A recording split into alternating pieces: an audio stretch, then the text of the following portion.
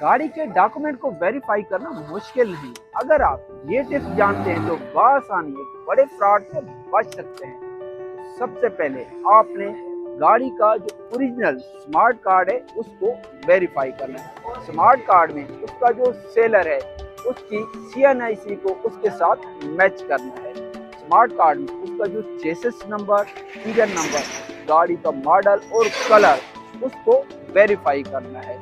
Smart card में जो chassis number है उसको गाड़ी के चेसिस नंबर के साथ मैच करना चाहिए। चेसिस नंबर में अगर कोई कटिंग, वेल्डिंग या टेम्परिंग हो तो गाड़ी की डील मत करें। इसके अलावा गाड़ी के जो टोकन टैक्स हैं वो लाजमी पेड होने चाहिए।